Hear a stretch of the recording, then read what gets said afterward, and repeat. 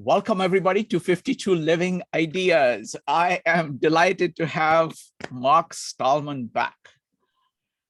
Today, we're going to be talking about being an autodidact. Now, at 52 Living Ideas, that's what we do. We are all autodidacts. The entire community is based on each of us learning on our own, and then it's a community of learners coming together to learn. So being an autodidact is a core to what we do. But I have not seen an autodidact like Mark. He's amazing. He's amazing. And I've always been floored by what he's able to do. He's the president of the Center for the Study of Digital Life, amongst many, many, many, many other things that he has done.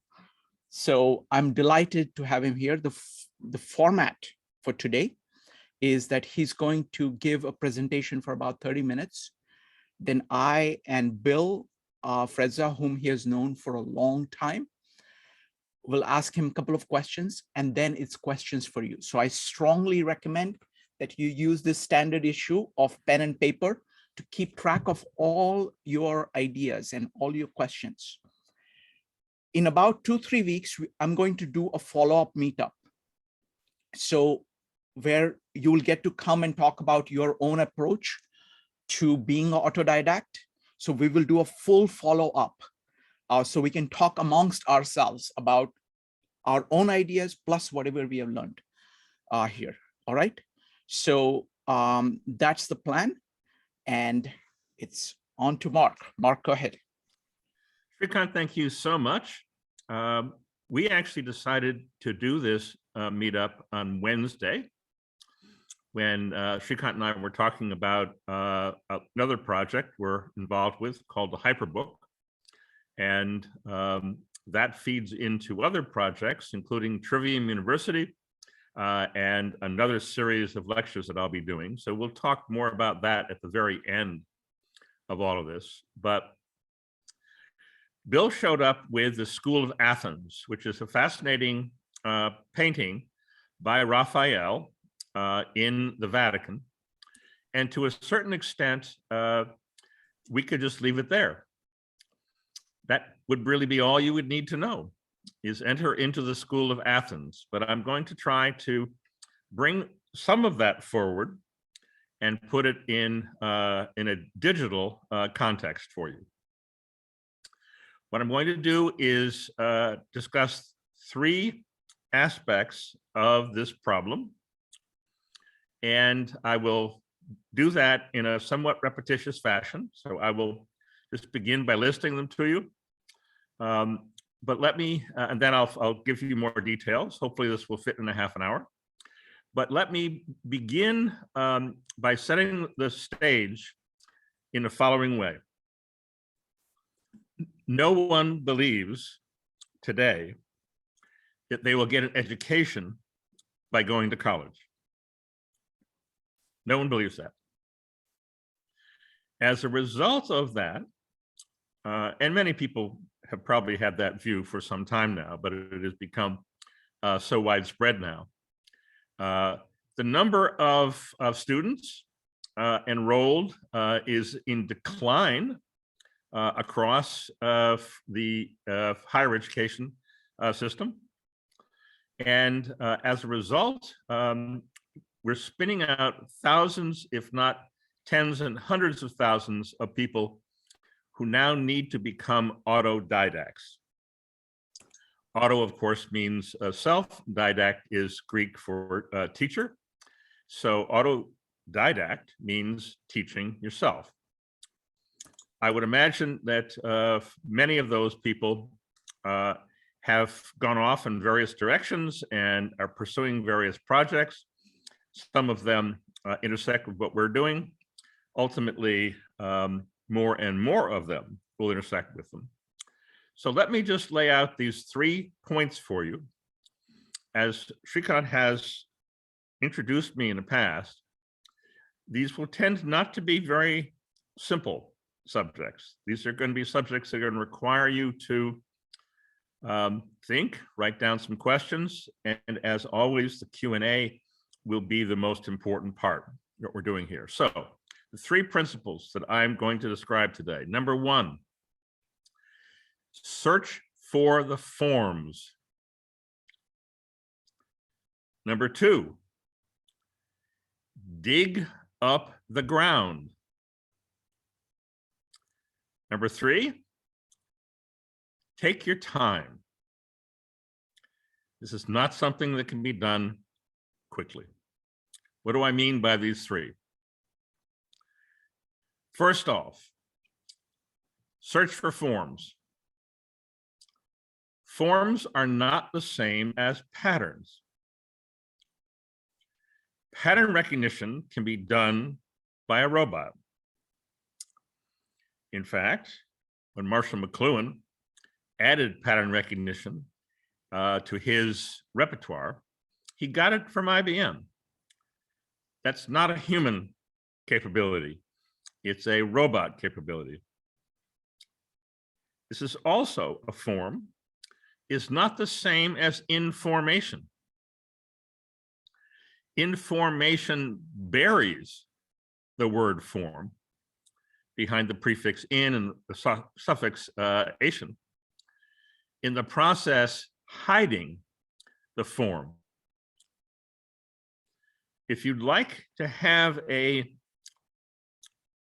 notion of a form that would have made sense to the school of Athens, the picture behind Bill, then you can think of the Greek term psyche. The Greek word psyche becomes the Latin word anima, the basis of animation and many other derivatives in the current English vocabulary. But soul is probably the closest thing that we have in English to what a form actually is. And it is the effort to avoid having to talk about things like souls that has got us into the trouble that we're in today. I want to also underscore how what we're dealing with here is not logical. Reality is not logical. It is analogical and metaphorical. It is a series of relationships that human beings can discern. Our language is structured entirely around metaphors. So the notion that we can reduce reality to something logical, something dialectical, must be resisted if you're going to teach yourself. Second topic, and what I'm going to do here is I'm going to hit a number of highlights, and then I'm going to come back a third time and give you even more detail on all of them. So dig for the ground. What do I mean? As Bill smiled when I noted this, because he and I have had many hours of conversation about this, and I look forward to his contribution. It turns out that the distinction between ground and figure is one we're all sort of familiar with. In our Psychology 101 class, when we got the Gestalt picture, is this a vase or a face or a rabbit or a woman or all those various illusions? That's the difficulty of settling the differences between figures and ground. And if you're going to teach yourself, be an autodidact, you're going to have to dig for the ground. This is a subconscious activity. So to the extent that you think this can be accomplished through argumentation or any other mechanism that deals with conscious interchanges, you've already missed the boat. It simply doesn't work that way. Because our subconscious is organized around attraction and repulsion, liking and disliking, and even finding, of course, reason to fear danger, in order to accomplish digging for the ground. You will have to combat the sense that there's danger involved in all of this. So not only do you have to resist reducing things to formulaic approaches, but you also need to have courage. So the virtue of courage turns out to be enormously important in teaching yourself. It is very helpful to not feel yourself to be a part of the current organization of society, to become an outlier, which is not the same thing as a skeptic, but somebody who can deliberately take a outsider's position in relationship to the dominant themes in the world in which you live. And this then requires you to think in environmental terms, and in order to teach yourself, to step outside of your own comfort zone, as people would call it today, but the environment. And so the typical reference used here is, I don't know who discovered water, but it wasn't a fish. So you're going to have to climb out of the water onto land in order to teach yourself. The third point here is take your time. I'm 74 years old this coming Tuesday. Debbie and I are planning a nice dinner in the city at one of her favorite restaurants on the West Side. And that means that I'm an old man in many respects. I've actually been involved with 4 different graduate schools over my years. I'm now in the process of starting a 5th graduate school, Trivium University. I learn something new every day. So it's never over in terms of self-teaching. If you notice the context, if you know who it is that you're dealing with in terms of authors, then you can constantly return to the well. So the way things are set up here is that I use a blank wall. Behind me, Bill wants me to use a green screen so I can tap into his rich library of images. One of these days, I'll figure out how to do that. But I'm surrounded by books. So my daily experience is walking amongst thousands of volumes on shelves. I will very often pass by a shelf, take a look at something and say, I haven't read that in a long time. Let me pull it off the shelf.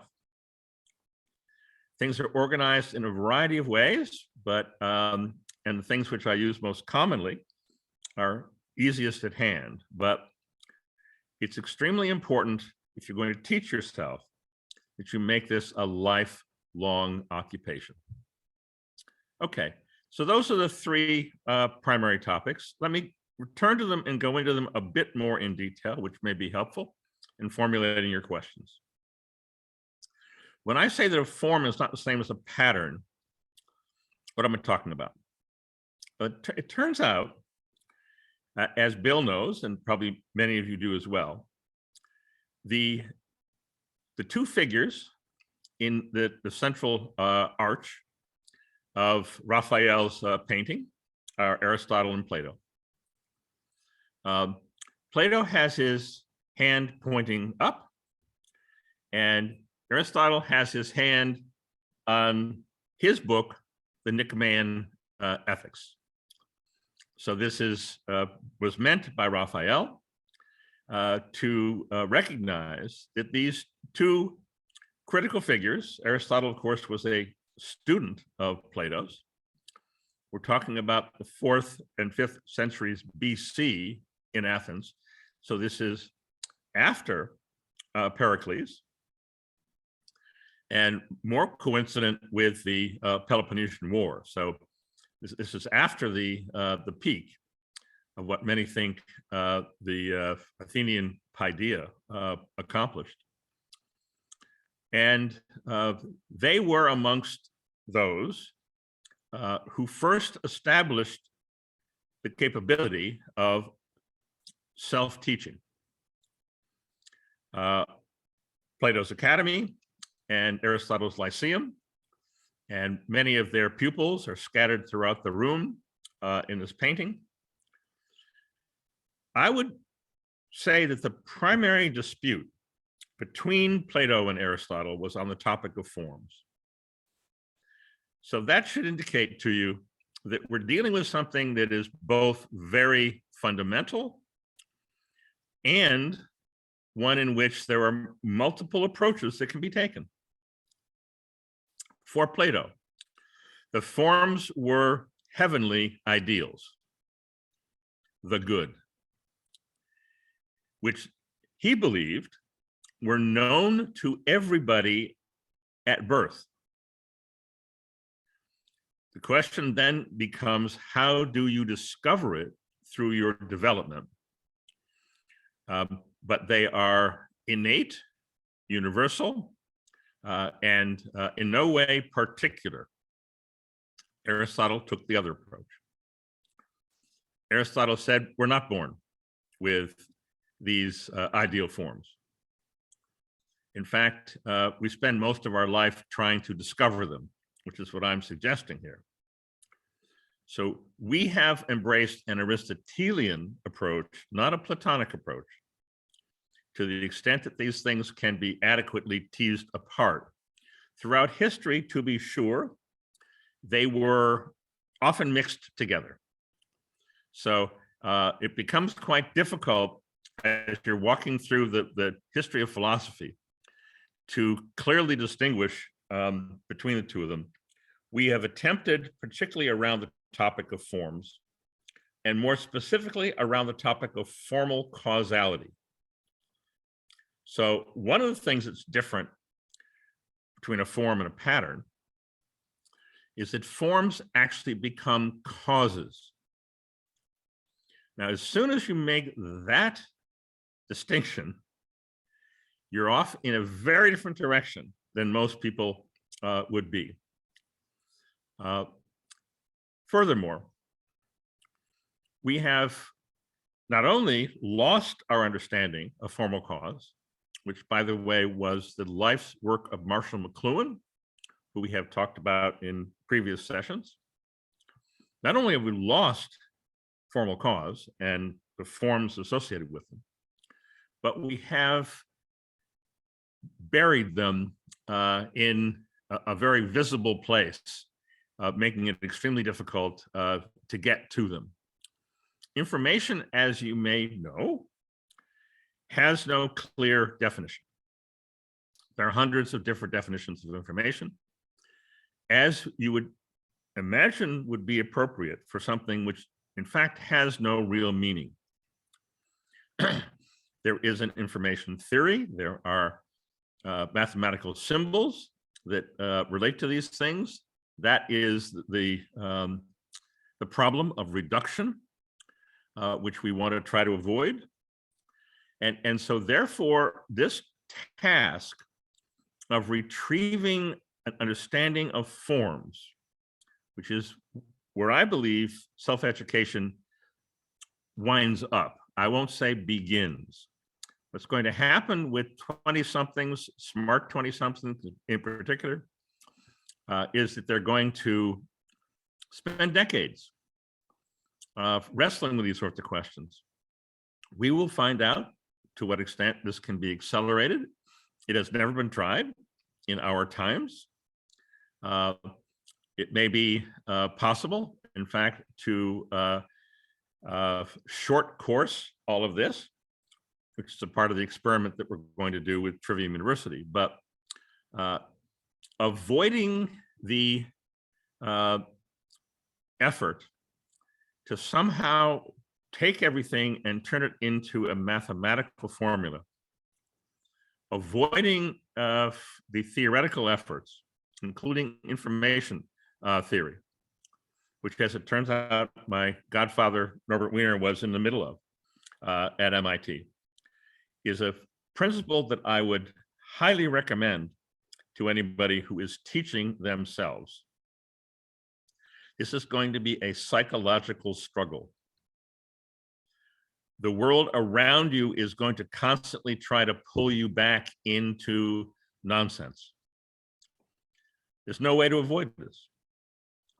Now, it may well be the case that we are in so deeply into the pool of nonsense now that that people have begun to distinguish, or at least want to distinguish, between nonsense and making sense. So the notion of sense making is fairly widespread now.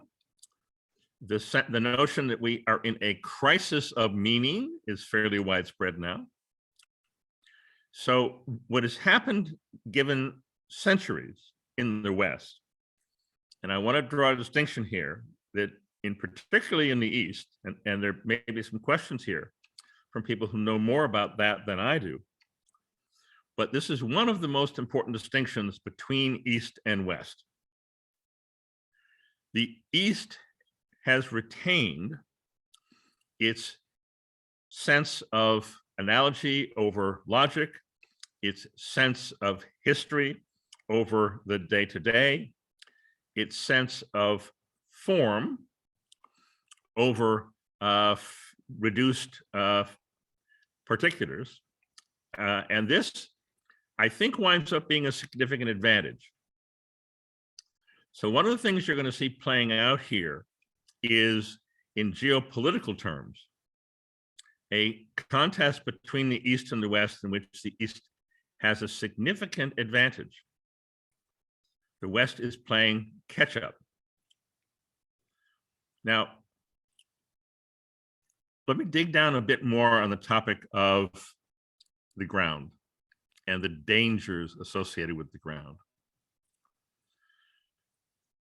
We're very conscious nowadays. If there are any academics on the screen here, you know quite well. Even if you've got the chairman of your department, even if you've got the dean, even if you've got the highest contributing donors to the school on your side, you can still be canceled. It's happening every single day. And so there is, once again, a very real danger, personal, financial, career danger, that has become associated with trying to think things through. We suspect that reality has accelerated the process of autodidacts.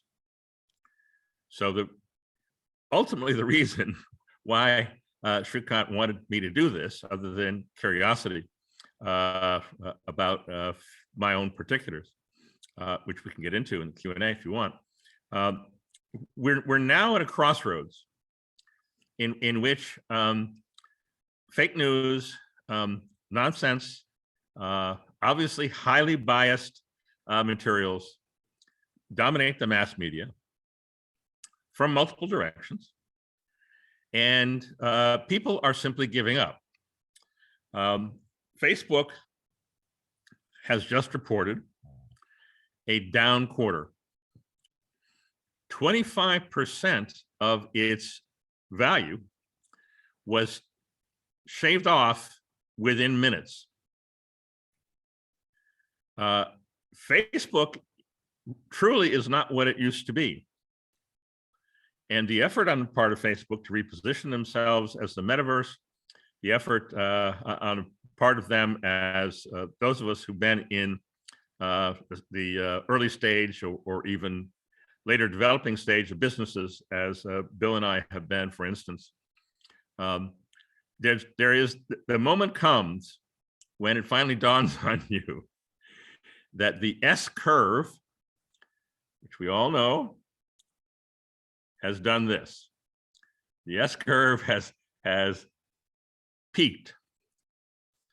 That's what's just happened to Facebook.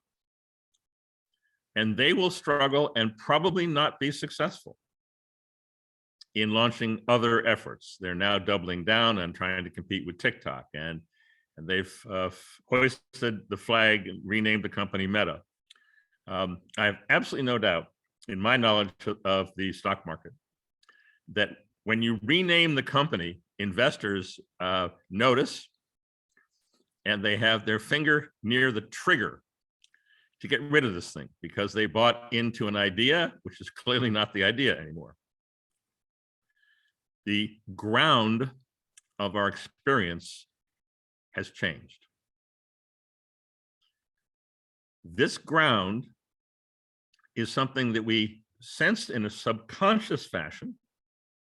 So all of the efforts by various philosophy of mind characters to come up with a understanding or theory of consciousness is, as is typically the case, to use the metaphor which we've used in earlier sessions.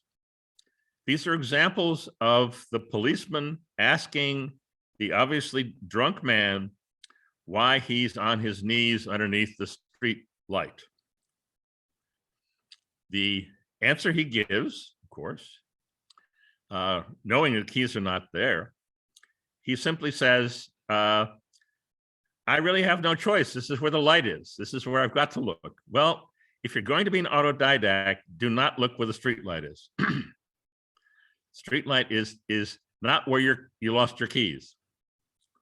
The street light is what is thought to be socially comfortable.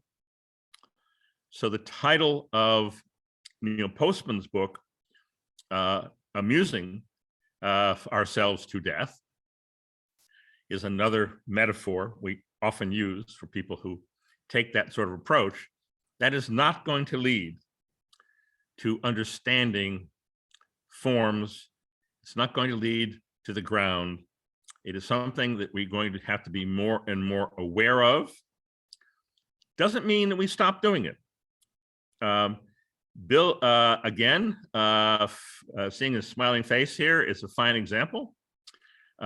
Bill does a lot of things in his life, which he will very readily admit is just simply amusing himself. And there's no problem with that. I'm not for a minute saying that we should put on sackcloths and wind up punishing ourselves. By all means, enjoy yourself. But understand that in doing that, you are not helping your education. You may help yourself to get by on a day-to-day basis. You may help your relationships with other people. Bill's got a whole long list of folks who are on his list who love to do the same sort of thing. And so he's maintaining a whole network of relationships through chasing around after bright, shiny objects. That's not going to turn you into an autodidact, however. The outlier sensibility is an increasingly attractive one, I suspect.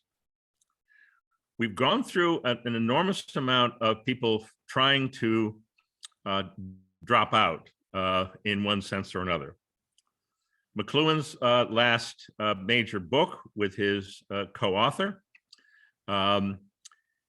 was entitled Take Today, the Executive as a Dropout. That was published in 1972.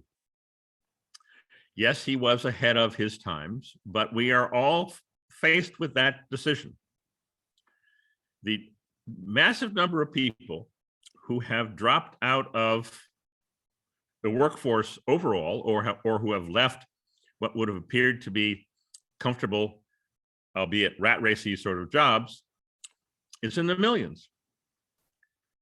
We're going to have an enormous increase in human autonomy at the same time that we put autonomy into the robots. It is the only possible reaction We're already seeing this in a widespread fashion. People are beginning in a variety of ways, starting from different starting points, but they're all, it seems to me, asking versions of the same question. What does it mean to be human?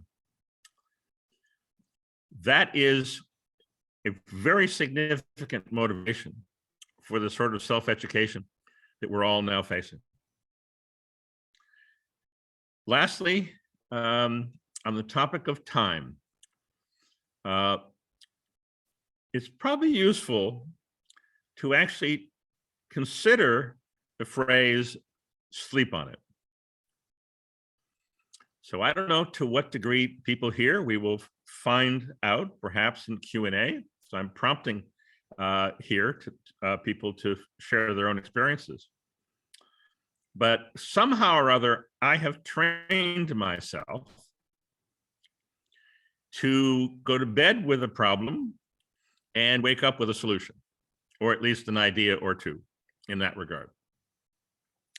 Most recently, I was wrestling with the topic of a consulting company which we're forming called Exogenous Inc., EXO. And we decided a few months ago that all consulting companies have to have a gimmick. And so what's our gimmick? And sure enough, I woke up one morning with the acronym of MAME, M-A-M-E, multi-centered, autonomous, meaningful, and environmental. I'm now going to elaborate on them, get a bunch of other people involved and help with it, but that's the sort of thing which I have managed to do. I know people often wake up in the middle of the night and write down ideas they have, they've gotten a dream or something like that, and then look at them in the morning and say, what was I thinking? That doesn't make any sense at all. I don't know how widespread this phenomenon has been throughout history, but access to and the ability to sort of let the subconscious move around and let it move through various considerations. In my case, I accomplished this in some version of what I think is called a hypnagogic state, which is to say an in-between waking and sleeping. So I'm in a nominally paralyzed state, and I'm only dimly aware.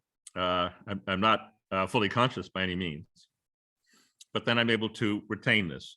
So I'm not suggesting that everybody can accomplish the same particular technique. There may be other techniques that people have used throughout the years. I'd be very interested to see what people think about this, but sleeping on it is a phrase that has exactly that implication.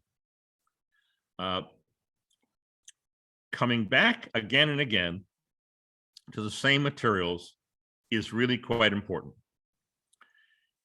Underlining may be helpful. I actually turn down the pages in books. And so what I will do when I pull a book off the shelf, I will reread every page that's been turned down. So this is more than just a phrase, but a somewhat larger context. Sometimes I'll go forward and backwards a few pages. What was it about that that struck me as important at the time?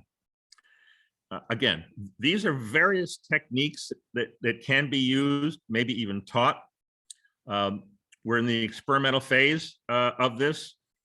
To wrap up here and move to Q&A, I just want to emphasize that teaching yourself has now pretty much become the only option. And I don't care if you're 16 years old or 60 years old or older, as in my case. Getting yourself into a mode of operation where you are constantly setting aside bits and parts of your day. It doesn't have to be hours devoted to reading. It can be a continual process in the background. We are now in a completely new paradigm, the digital paradigm. What we taught ourselves going back in my case, the 50s and 60s, and so forth. That all now needs to be seriously questioned. New forms have to be discovered. I'm very optimistic, in fact, that this is going to become a widespread activity. We are catching up in so many ways, but we have the capabilities to do this. I recently, actually just this morning, was listening to a Feynman lecture. The Q&A of Richard Feynman's 1985 session on the topic of whether computers can someday think like a human. He comes out at the very beginning and says, no, that's never going to happen. This is the topic of artificial general intelligence. Bill Frezza knew that was never going to happen. I probably knew that was going to happen when I was 18 also. But everybody is now confronted with that problem. And we're going to have to, in fact, show what it is the humans can do that the robots can't do. So thank you very much. That was my presentation for today. I really look forward to hearing what the rest of you have to think. Wonderful. Mark, here is where I'm going to make a slight change of plans, because I'm just looking at the people here. They're just incredible autodidacts. So we're going to go directly into the breakout rooms, folks. Please talk amongst yourselves about everything that Mark has said, formulate your questions, and when you come back, you'll have about 20 minutes to talk amongst yourselves. Come back with all the best questions that you have. Talk out your strategies. Come back with the best questions. I'll collect all the questions, organize all the questions, and then Mark will answer all the questions. All right? So I'm starting the breakout rooms now. Folks, so it's time for Q&A. The way we do Q&A here is go ahead and type exclamation mark or raise your hand in Zoom if you have any questions. Just questions at this point, because I want to get as many questions on the table. The purpose of the breakout rooms was to give you a chance to think about your own approach to being autodidact, think about everything that Mark has said, and put all the questions down. What I'm going to do is we're not going to answer the questions right away. We're going to take all the questions. I'm going to organize all the questions. And then I'm going to pose all the questions to Mark. All right. So Bill, go ahead. You're welcome. Because you've known Mark for 30 years, you get one question per decade. Other people don't have that constraint. No. 40 years. 40. Okay. All right. I give you 4 questions. Other people can also have only one question. You have known part of a decade. Go ahead. So this is triggered by the conversation we had in the breakout room. And Mark, can you describe some of the digital tools that you've learned to use as an autodidact? People had never heard of LibGen, for example. There are many others, I'm sure. I know you love your musty old books, so you're not going to come all the way over to the e-reader like I am. But help people out by just giving them a little bit of discussion of your digital, techniques. Wonderful. Thank you. Bill, if you think of other questions, you are welcome to put them in later on. Next up is David. Folks, go ahead and type exclamation mark to ask questions. David, go ahead. Yeah, my question is very simple. So far as the ground, is it okay for me to lift off the ground into the world of nonsense if I'm going to stimulate my imagination and creativity? Is that okay? Wonderful. Excellent question. Can you use nonsense to stimulate yourself to get away from the figure towards the ground? Wonderful. Mike, question, please. What is reality? I have a picture of the Athens school that Bill had on my wall. I also have a picture of Plato's cave on my wall. I also have a picture of Feynman's diagrams of how carbon-14 changes to carbon-12. And this guy, Steve Wolfram, who was one of Feynman's disciples, came up with all possible transition diagrams in a single recursion formula of all possible knowledges. So this goes back to looking where the light is. You need to find where the light is My question, in please. that. What is reality? Okay, very good. Thank you. Next up is going to be Jason. Jason, can you go ahead and speak out your question?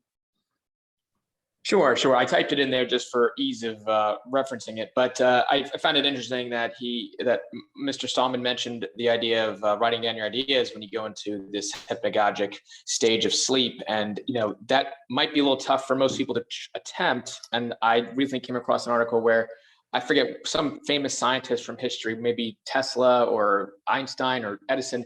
They would fall asleep holding a spoon, and the metal spoon, as it would drop when that person would fall into even the early stages of sleep, and that clattering sound of the spoon would then wake the person up, and then he would be able to write down what was coming to his mind in that early stage of sleep. Just wondering if you've either tried something like that, or if you can go into more detail about your own strategies for, again, kind of writing down the ideas that occur in the early stages of sleep, if you have any personal other strategies to do that. Wonderful, Jason. Thank you. Great question. How do you deliberately use sleep? What are the various strategies you can use to get more out of the sleep? Next up is Jack, Penny, and Maritza. Jack. Yeah, so the idea is the two principles: dig up the ground and take your time. I totally understand what's being talked about here, but in terms of the first one, search for the forms. So I wonder how would you apply that concept, searching for the forms? What does that look like? Wonderful. Excellent question. Forms. What does searching for forms look like? Very good. Next up is Penny, followed by Maritza. Penny. This might be a little related to what Jason said, but I was thinking, are there ways to improve or increase the access to your subconscious? Wonderful. Excellent question. Subconscious access. Beautiful. Next up is Maritza. I was wondering, how would we encourage or enlighten someone as to the fact that what they are embarking upon is being an autodidact? Like if you have a friend or you see someone younger who appears to be, engaging in this, we don't live in a society that really does encourage it. So how do you go about pointing it out to them as something positive? Okay, how do you encourage this? Wonderful. Next up is Judy. Any strategies to learn from 60 years or more of journal writing, your own journal writing? Wonderful. Thank you. The role of journal writing. All right. Bill, do you have any more questions you would like to put in? I could go all day long with Mark. In fact, it's been a few weeks since we've done one of our hour-long bull sessions in the morning. I missed that. We need to get back into that. So let me tell you what I'm spending a lot of time these days thinking about the nature of humor. I'm working on a project. And humor is one of those things that computers cannot do. AIs can't do humor, all right? And it just calls on metaphorical connections in our subconscious. It calls on our understanding of forms. And I wonder, Mark, if you can speak a little bit about the nature of humor and what it means to our self-understanding. Wonderful. Thank you. Thank you, Bill. All right, so let me organize these questions, and we'll start off with these questions. If you come up with more questions, go ahead and put an exclamation or put a question mark in the chat.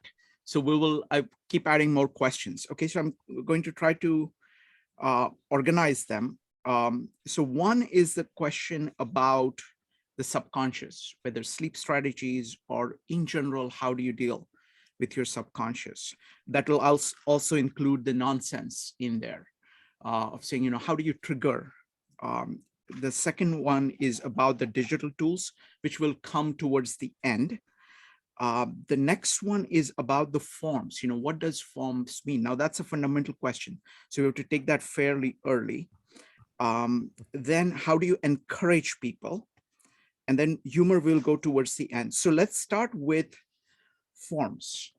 Mark, could you go ahead and talk a little bit about what's the difference between pattern and form? Another potential word for form is essence. Another potential word for form, borrowing from Aristotle, is a Greek word that he had to invent, which is often not translated intellecti. The translation of intellecti by Joe Sachs, who is arguably the best English language translator of Aristotle, is being at work, staying itself. So here we have a relatively complicated compound phrase, which implies many things. There's an existence component here. There's a dynamic dimension of this. And there's also some sort of an ongoing persistent coherence involved with this. That is the reason why, I don't know if anybody here has run into this problem, but it has become quite commonplace in academic philosophy, for instance, to denounce somebody as being an essentialist, because that essence is supposed to be something which is immutable, is a characteristic that does not change as a result of intervention. Now think of a pattern in that regard. Is a pattern essential? No. Is a pattern something that is coherent, making something to be what it is? Not really. Patterns can be changed. So if you take a look broadly at social science, which we do at the center, there's a very common notion that everything is a construct. And the most obvious place that this appears nowadays, of course, is in gender. Biologically, there are males and females, but that's of little interest to those who are promoting a we can change anything into anything sort of approach. And so I've thrown a bunch of words on the table here. They could take us in multiple directions, which we won't do here, given time limitations. We could spend a lot of time actually looking at this as Bill and I and a few other people did a few summers ago, going over an essay. So I'm going to recommend here an essay written by Eric McLuhan, Marshall McLuhan's son. The essay is entitled Media and Formal Cause. I'm sorry, the essay is entitled On Formal Cause, which is printed in the 2011 book titled Media and Formal Cause, in which there's a variety of other things. So I've spent a fair amount of time asking people, looking around, trying to sort out, is anybody talking about formal cause? And outside of some fairly arcane corners of academia, particularly people who are studying Thomas Aquinas and so forth, form does not enter into the conversation. So I'm going to conclude my answer here with saying that everybody talks about patterns. Nobody talks about forms. And that's the difference.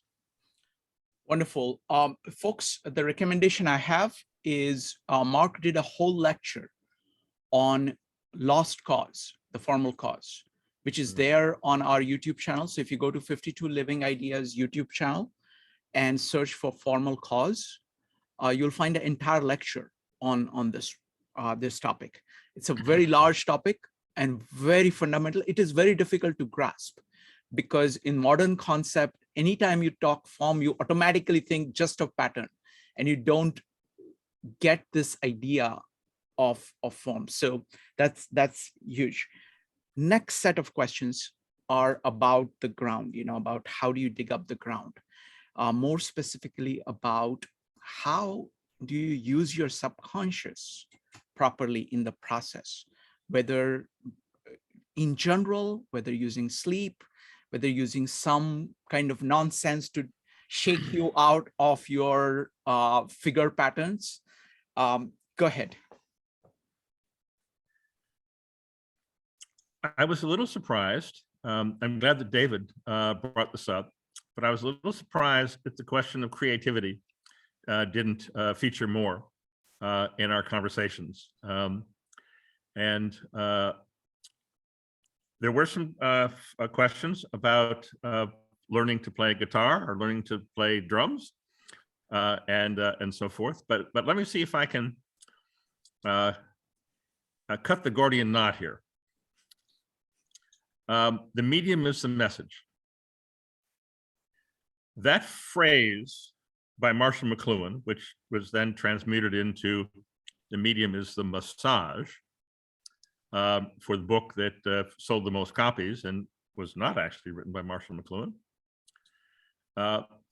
That is a statement of formal cause.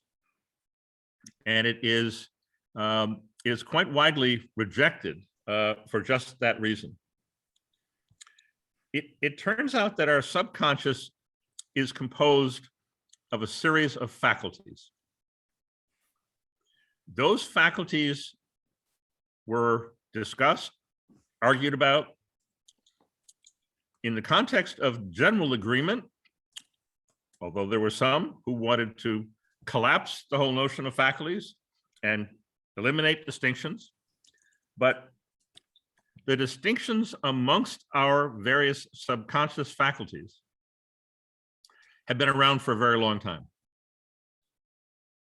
We must retrieve them. We have to get back to the point of understanding them. There is nothing at all wrong with imagination, creativity, and all the techniques that might be used to try to enhance that. Nothing wrong at all. In fact, as has been pointed out, Eric McLuhan was quite fond of noting that it would be impossible for a robot to write a poem, a good poem. You can obviously write poems, but poetry would be, as an English lit guy, would be where he would take that conversation. So creativity, imagination, enormously important, unless they have become unbalanced and hijacked. So there's an enormous amount of discussion. Jaron Lanier supplied yet the latest version of this at his luncheon talk at Columbia the other day about the so-called lizard brain, about hijacking the brainstem. Nonsense. The people who are using language like that, describing what's being done at Facebook and social media in general, as if they understood the psychology involved, is intellectually criminal. The fact that people can get away with pretending in such a very, very important matter needs to be taken into account, certainly at least in terms of what credibility we would assign to people associated with that. And so as it turns out, and as was recognized by many over the course of roughly 2 millennia until the experimental psychological exercise developed in the late 19th century. The two primary components that have to somehow be balanced in our subconscious are our imagination and our memory. We have been living in a period in which the memory has been removed. We don't really, as a general population, we don't think in memory terms, we think in imagination terms or images terms, because of course we've been living under the condition of television telling us what to do. And there's no memory associated with that. That's all images. Video is not searchable. What needs to happen now is a rebalancing. That rebalancing is not negative about creativity or imagination. It's just trying to recognize that it needs to be there in the right proportion and not something which is then taken over our subconscious, which is why we can be hijacked. It is nothing to do with lizards. It has nothing to do with brain stems. It in fact has to do with the midbrain structures, which is where the inner senses are built, and the way that the environment in which we've been living has distorted our lives. There's some literature that I'm beginning to tap into about these sorts of distortions. Most of it is speculative and quite old. We're going to need a whole new set of modern, or rather digital, not modern, a whole new set of digital paradigm efforts to figure out how to work with and rebalance imagination and memory. This is something that we deal with in a 200-page document that Center produced. So if you care to, you can go to digitallife.center, which is the website. You'll see a tab for journal. And under journal, you'll see the one issue that we published, which is the ecology of the inner senses. So once again, I'm not here representing, and you'll hear in my answer to some other questions like Bill's, an emphasis on memory, because that's how you use digital technology to rebalance these issues. But in the process, I'm not trying to in any way diminish the imagination and creative faculties we have, but rather to put them in balance with our memory faculties and capabilities. That's how we, in fact, recognize forms. Thank you, Mark. Mark, I'm going to put in one of my questions for you. I have observed you operate over the last 1 year, and I have three-part question about that. One part is about the breadth, the second is about the depth, and third is about insight. So first is that I've noticed you cover a very large breadth. So the question about that is, how do you select what you're going to focus on? Second, I've noticed that when you select something, you go into the depth of it very fast. You just take all of that in very fast. How do you do that?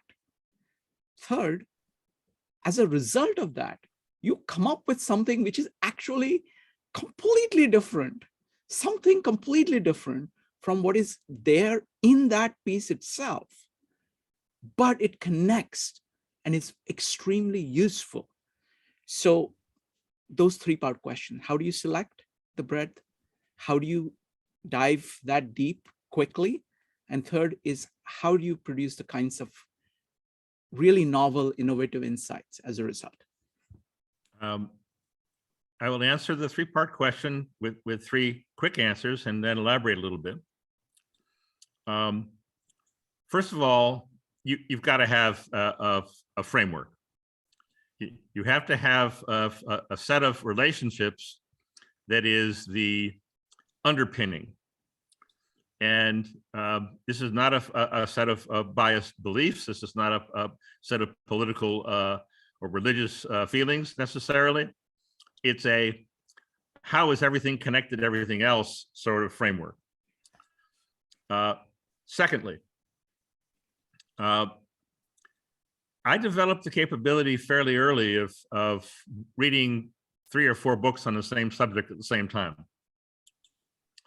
So if you have an understanding of who is doing the writing and how they're approaching the topic, and you're able to juxtapose various things against each other, it turns out that these topics are really not that complicated, particularly when you've got a bunch of blind men in the parlor, for which the answer to the third question is, it's an elephant, goddammit.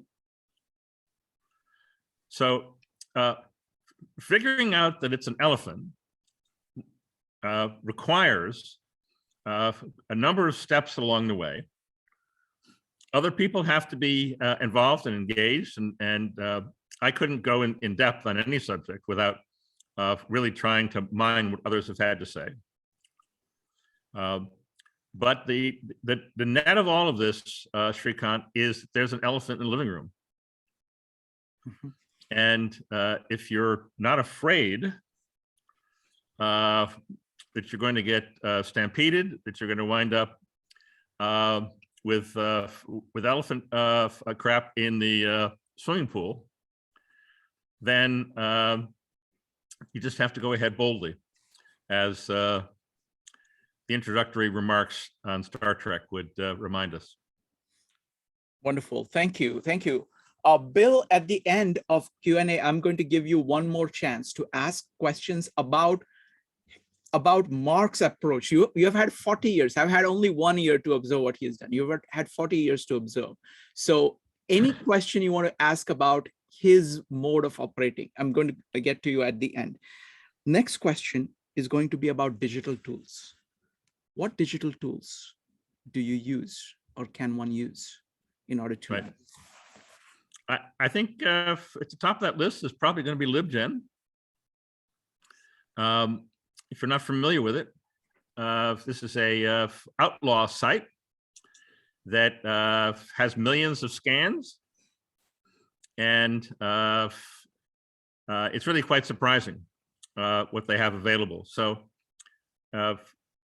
what distinguishes digital tools from what we have used in terms of our media tools throughout our lives and our careers? And it is this maniacal emphasis on memory. To the question of whether robots can think like humans, which was Feynman's question. By the way, winds up, there's a second question from the audience, and the punchline of all this is that for the robots to really be human-like, they're going to have to make as many mistakes as we do.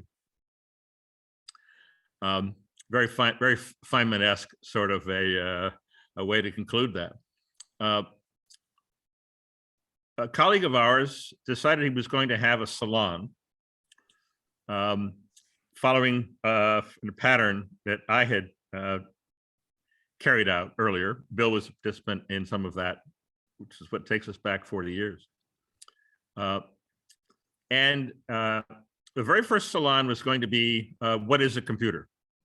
So I brought a bunch of hardware with me. I packed up a suitcase and brought a bunch of things and started pointing things out to people. And what I attempted to do, and probably failed, was to give a very basic computer architecture class. And for anyone here, once upon a time, professionally, I designed computers. I sometimes say I've given birth to 2 children and many more computers, and they're not at all the same. It turns out that computers are They really are nuts about memory. They must be. In order for a computer to function, it has to know where everything is precisely. One bit wrong, and you're off in the wrong place. And in fact, many of the exploits that people use, in fact, take advantage of the fact that you've got this maniacal machine that just follows memory instructions and doesn't know where it's going or why it's doing it. It's just doing what the memory address tells it to do. So my guess is that computers extend human memory, not human creativity. So you're going to want to use these things to remember. Ancestry.com is a memory site. That's a digital site. Wikipedia is something different. Wikipedia has actually hitched itself to nonsense, which appears in the footnotes, and protects that as their most important value. Maybe I'm a little bit partial in this regard. Wikipedia refused to allow me to have a web page. I thought since we're launching all these new businesses and people are going to want to know who is Mark Stahlman, just going to LinkedIn is probably not going to be adequate. Maybe Wikipedia page. Well, it turns out that nowadays Wikipedia will not allow a living person to start a new web page unless, basically, unless there's a scandal associated with them. They have to be notorious. There has to be enough media coverage of something in their life. And I suppose fame is a scandal, but this is not purely digital by any means. Bill probably has his own list of things that he tends to use in this regard, and I'll answer Bill's a question, or actually not Bill's question, but the question about humor here very quickly. It was Bill's question because Bill is engaged with this humor project. Marshall McLuhan gave us a great insight into humor. Humor is driven by grievances. The reason why robots can't be funny is because they have no grievances. They've got nobody who they want to satirize, get even with. Bill is wrestling with humor because he does have some grievances, which he wants to express. I hope that's helpful.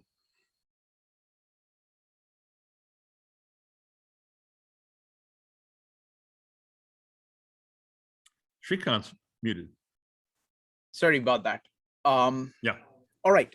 Next question is about journaling or writing. Let me make it a general question about writing.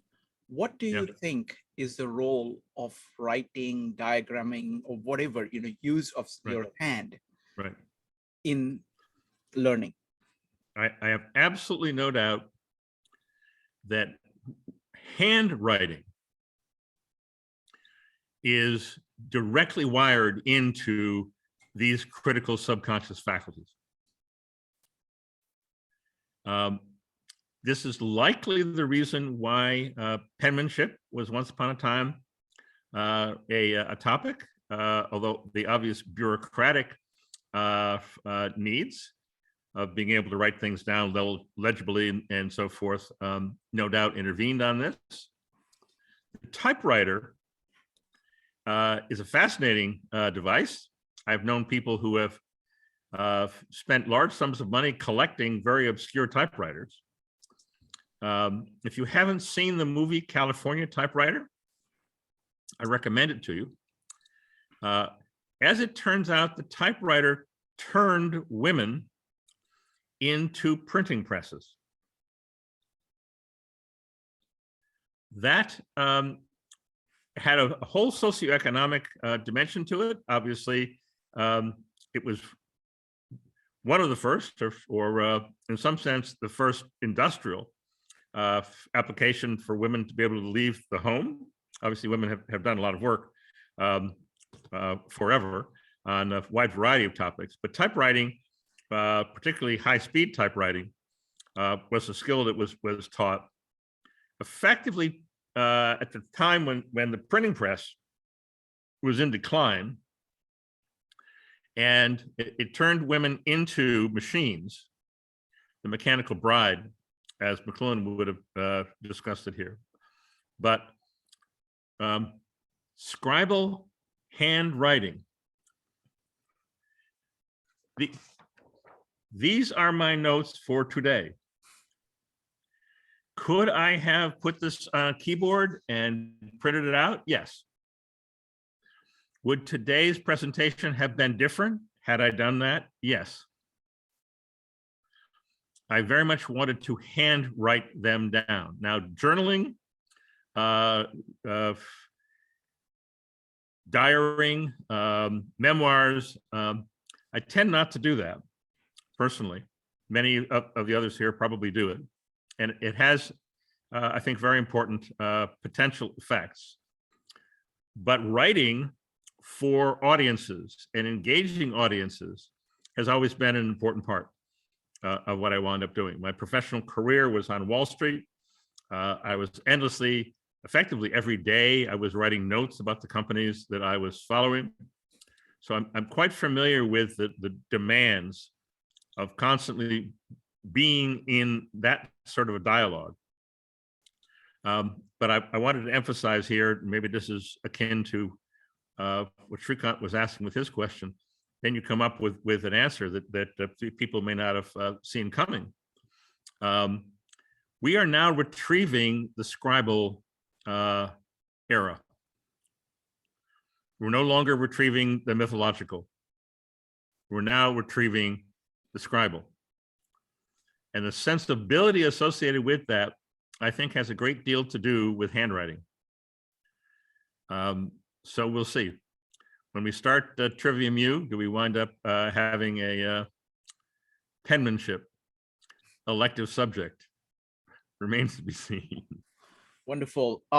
Okay. I want to take one question, and then I will ask Bill to ask his question about your style of learning. So the question is, when I look at people learning, and when I look at what is possible to human beings, there is such a big gap of what people actually learn. Like they learn a little bit. It's not like they're not doing anything, but compared to what is possible to human beings, they are, it's at a very low level. So how would you, what would you say to encourage people? Or what would you say to show them the possibility of what is possible for human beings? Well, I think it probably is not controversial that people do what they need to do, being lazy, as we all are, as a result of necessity. So Frank Zappa and company named their band the Mothers of Invention, with the implication that there was something about them that was necessary, that if there wasn't a Frank Zappa, you'd have to invent one. So therefore, there needs to be some necessity introduced into this, Shrikant. So why would it be necessary for people to not only work hard, not only suffer the slings and arrows, but then find themselves confronting the responsibilities that they have? I mean, the notion that any one of us should give a rat's ass about the borders of Ukraine, none of us are responsible for that. But our heads are filled with these images. And the crime against humanity involved here is this false placement of necessity and therefore our responsibilities. So when we conclude here, I'm going to describe briefly a series that Shrikant and I are going to do starting in a couple of weeks, where many of these same topics are going to come up. But why would a human being living in modern conditions under television control, where they're constantly being told that they're responsible for things they don't understand, so they ignore it all, and then they wind up being irresponsible in their own lives in any number of ways? Why would, under those conditions, why would anybody know anything? And they wouldn't. But those are not our conditions anymore. The necessity we're now facing is the robots. They're not going to become human beings. They're not going to think like humans. Feynman understood that very early on. But they are competing with us for everything important in our lives.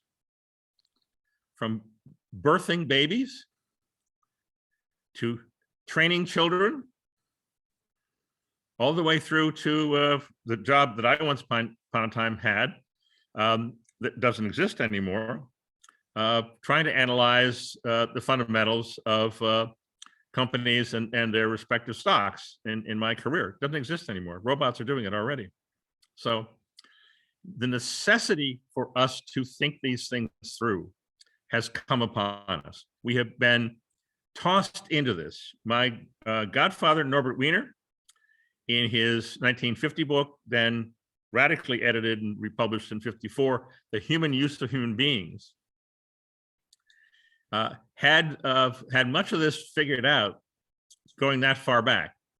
And the way he concluded this was, if human beings continue to be intellectually lazy and cowards, then none of these things will get figured out. So this flipping that around, it becomes, are we in a situation where we can actually find some courage and some serious ambition? And I guess that's what Trivium University is being designed to find out. Wonderful. So now I'm going to ask first a question to Bill. Bill, you've known Mark for 40 years, and you have known actually a lot of people. You've interacted with lots and lots and lots and lots of people. I'm a connector person. Yes. Now 10,000 people in his Rolodex, yes. Yes. Now, I don't know that many people, okay, compared to you. But for me, and I've known Mark for about a year or so, the level of learning and level of insights, level of knowledge, and how much the knowledge keeps growing in him, it's really astounding to me. So tell me what. It's also been fun.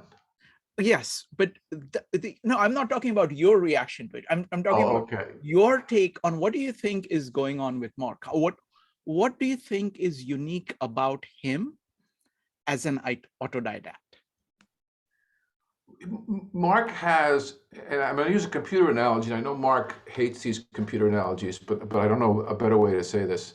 And in fact, it leads into my final question if I get a chance to ask it. Mark has a unique form of relational database in his mind. The ability to store contextual information and connect dots among what looks like unrelated pieces of information that get tied together is extraordinary. And then being able to synthesize those connections into a narrative and share it with you, pulling quotes out of his rear end that you can't believe he remembered from books he read God knows when, right? I've never seen anything like it. I've never seen anything like it. And it has to be the way his mind is organized. And one of the things I've been working on in my study of history, because I've, since I went dark and retired and started reading in the last couple hundred books, I've been trying to organize my own thoughts about history in a similar way, but it's new to me, right? It's very, very different than the engineering mindset, right? Which is the one I was trained to. It's a different way to organize your own mind, right? And so it all starts with that internal mental organization, which is like an athlete. If you look at an athlete who's got muscle memory in a very particular way, who can do really skillful moves on the basketball court or the tennis court, and you ask them, how do you do that? And they go, I don't, what do you mean, how do I do that? I just do it, right? That Mark's ability to organize and remember information, and it's not memory palace, right? It's not a memory palace trick. That's a trick, right? That's a technique if you want to give a speech, and you know. And I tried to learn Jabberwocky using memory palace, and it worked for a couple or 3 days, and then it all faded away. Stuff doesn't fade away. You pull stuff out from 50 years ago. It's like, where did this come from? Now, I think there are risks in his approach, and I'll save that for my final question. But I think that's what makes Mark's approach to autodidacts really different. Wonderful. So what I'm going to do is that I'm going to ask one question to Mark based on what you've said, and then I'll come to you for the final question.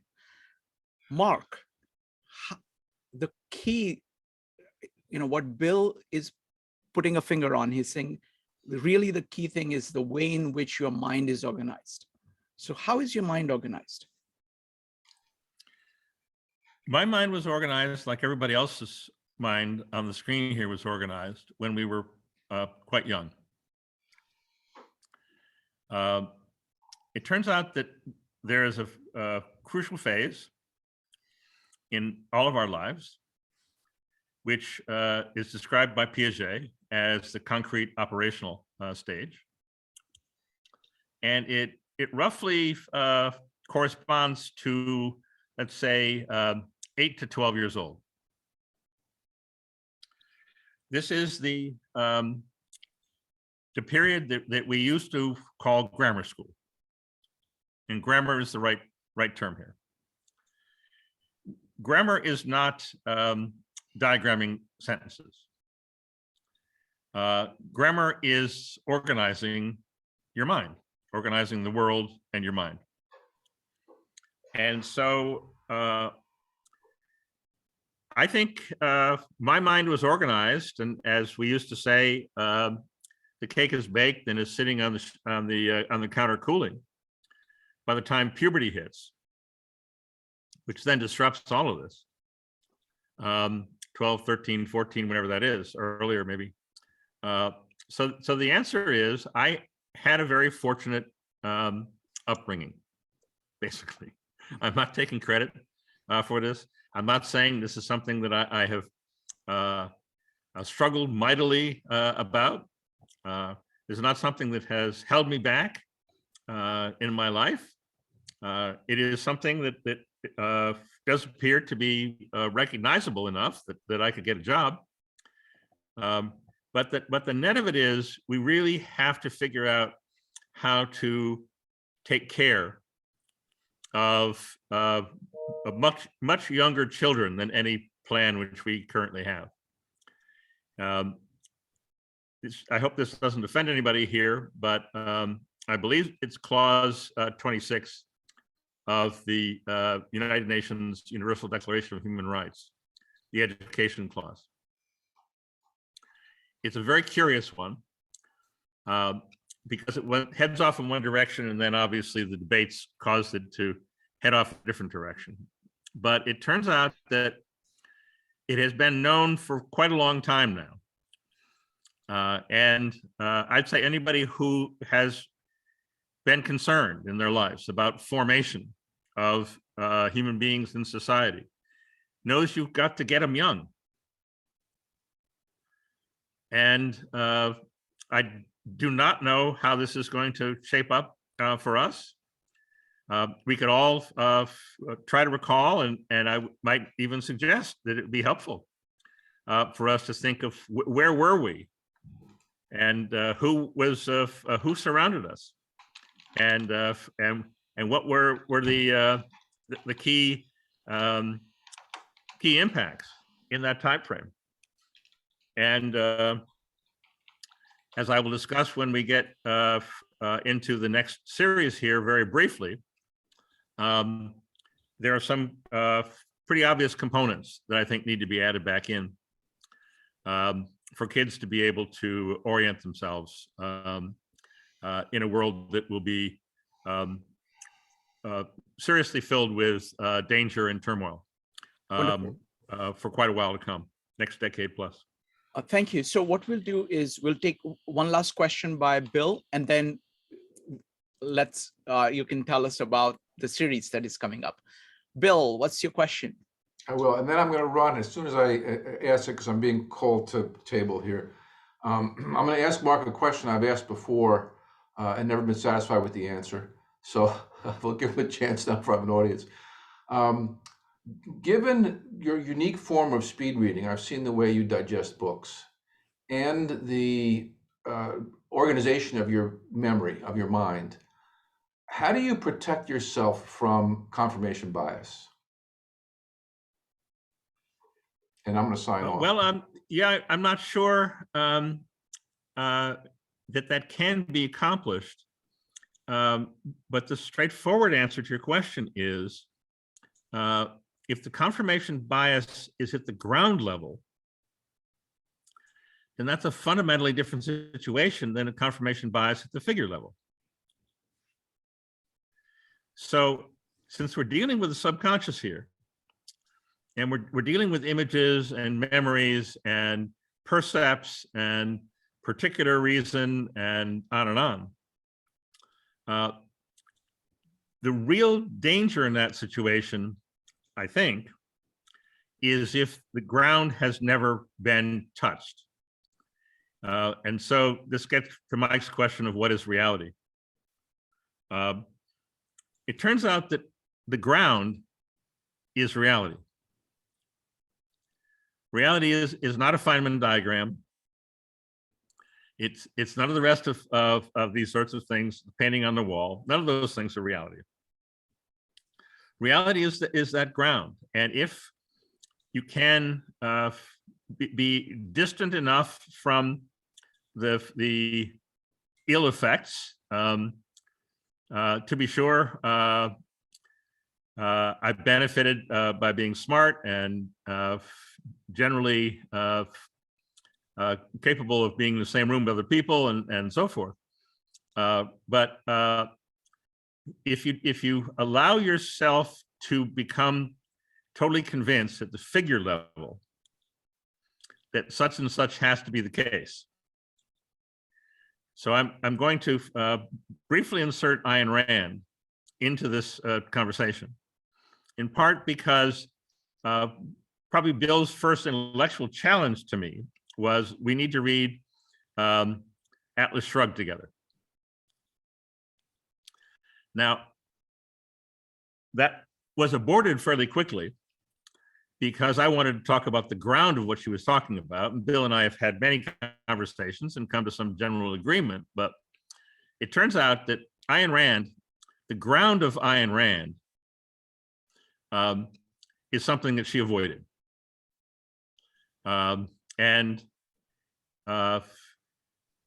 She did a brilliant job of avoiding it and has attracted a large number of people, and I think taught a lot of people things that needed to be learned along the way, but there's very little ground in there. And so that's my answer to you.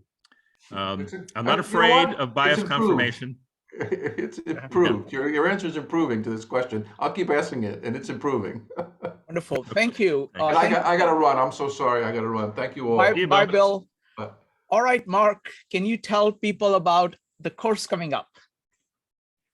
Yes, but let me just briefly, you can go to trivium.university. University turns out to be a top-level domain name, and you'll see the not much of anything. In fact, I don't think there's more than a splash page there, but that will at least tell you that there's a project underway here, which is aimed at what we call Smart 20-somethings. So it's a graduate school level program, but we're going to find out a great deal about ourselves and about how this is done under digital conditions. And so stay tuned. I'm hoping actually to have the first cohort of students and an initial curriculum by this fall of 22. So the next series, when I don't learn things by going off in a corner and staring at my navel or whatever else. I don't learn things that way. I learn things in dialogue. And so if I were to ask myself, with whom did I have dialogues in my 8 to 12 year concrete operational stage of development, which I've asserted here is how I got to be how I am and how everybody else on the screen got to be who they are. The answer was Sunday school and the Jesuits. And that taught me a lot about human interactions and what is reality and beyond. And it turns out that a lot of people are going to be going through their version of this same thing. So the rise of the robots, the digital world in which we now live, could be summarized as less work and more religion. And I know this has come up before, and people will have a wide variety of views about this. I will mention that, in fact, I believe what's going on in Ukraine now has almost nothing to do with Putin. It has an enormous amount to do, in fact, with the Orthodox Church in Russia. So the patriarch or the metropolitan of Moscow is deeply enmeshed in this broader conflict. And details are beginning to surface about how it's actually happening in Ukraine as an attempt to shrink his influence. Religion is something that we're going to have to think through far more carefully. And that's what this next course is designed to do. So in 1891, Pope Leo XIII began the process of what is called Catholic social teaching. It's 130 years after that now. An enormous amount has been written and done and said about all of that. This is the origin of social justice. An enormous amount of what people are doing today has this as its origin, and yet it is almost entirely unknown. There are 3 pillars to Catholic social teaching, as expressed in a series of encyclicals, of which a second one, published in 1931, Quadragesimo Anno, Pius XI, is probably the most detailed, but be that as it may.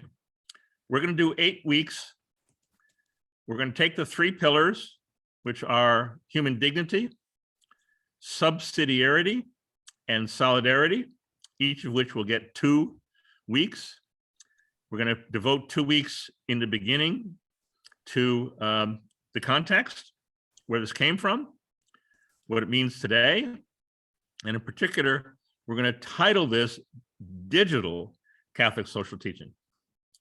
There is no comparable body with the longevity associated with this, with the vast number of people who have been involved with this, that can be treated this way. It's the only thing that the Western sphere has.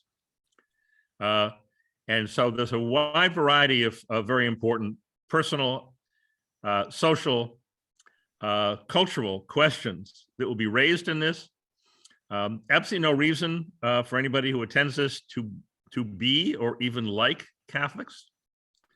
This is a memory exercise to try to see how this medieval institution attempted to deal with the modern world in terms of social teaching. We're all going to learn a great deal in the process. I look forward to as many of you as possible joining us. And thank you all again. Your questions and dialogue have made this very powerful and very worthwhile for me. Thank you, Shrikant, for inviting me.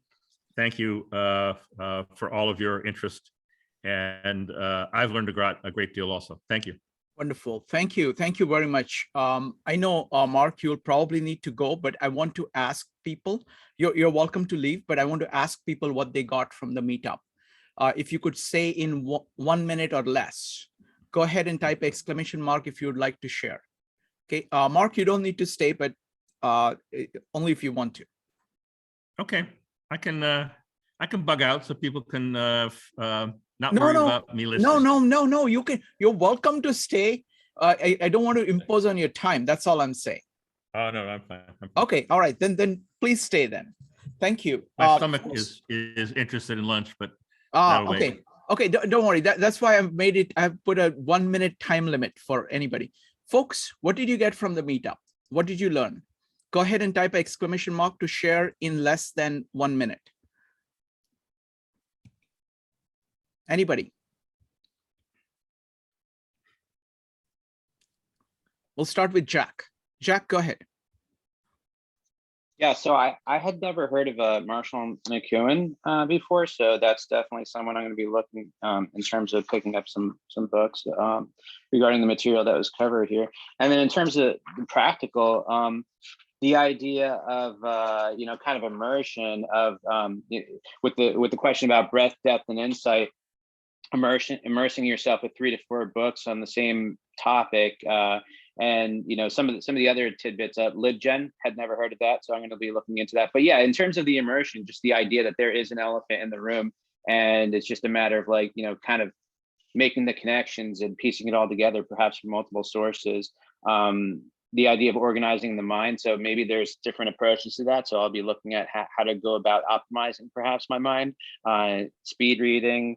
Learning things in dialogue, the idea of, again, surrounding yourself with other people like we do here, and a number of other things. Thank you. Wonderful. Thank you.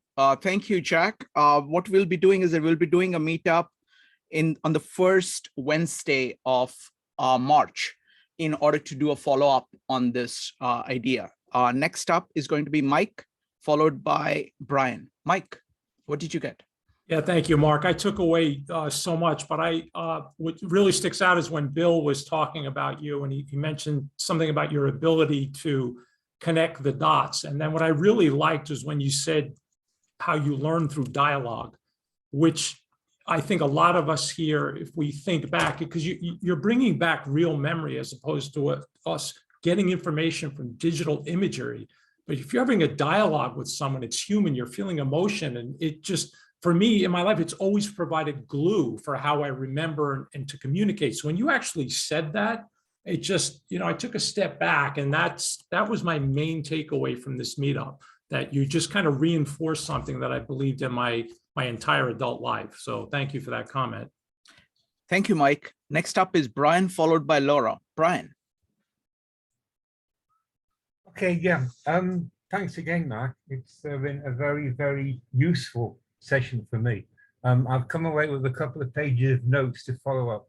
In particular, it's about McLuhan, who last time I listened to your course and other sessions you've done, I got a few books of his. I still haven't read them. I now affirm that I am going to read them. Thank you. Wonderful. Thank you. Thank you, Brian. Laura, in 1 minute or less, what did you get from the meetup? Okay, it feels like we're facing a brave new world. I got that it still sits in a very elitist, among an elitist group of people. I think the underserved in this country are going to be more underserved than ever. And I don't think educationally, I don't know how, I can't imagine how, as educators, we will be able to redefine what we do in schooling. And that's going to be a masterful task for all and everyone. And hopefully we can do it, but that's. Thank you. Okay. Thank you, Laura. Next up is YJ, followed by Judy. YJ.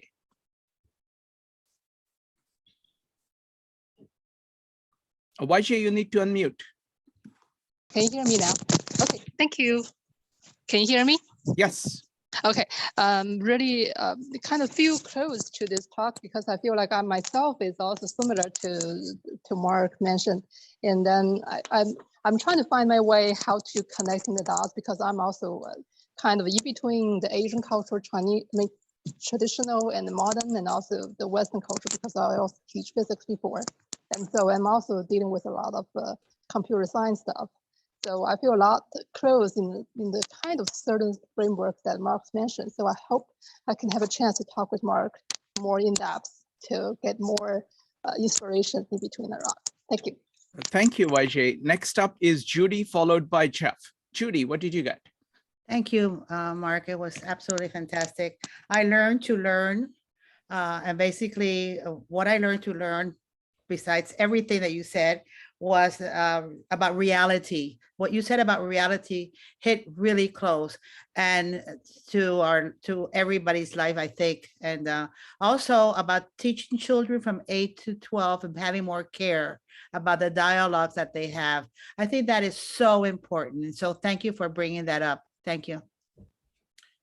Thank you, Judy. Next up is Jeff. So thank you so much, Mark and Shrikant, for this time. I want to build on what Mike said, and something that I noticed that you do, Mark, without even referring to it. Before you offer all these wonderful ideas and conclusions, you ask a question. You share with us the question to which that conclusion is an answer. And often what you do is you say, the question that is being asked commonly is this one. The question I have is this, and my answer to that is, and here's how it addresses my question and the others. That's a form that you use a lot, or framework that you use a lot. And I appreciate it, and I think it's worth recognizing, because dueling conclusions without acknowledging questions is nowhere near as insightful, or in the long run, I think, as useful. Thank you. Thank you, Jeff. So the one comment I have is we have been looking at Tao Te Ching, Gospel of John, and Bhagavad Gita. And there are patterns that are emerging through all three. And one of the common patterns is that of center and periphery.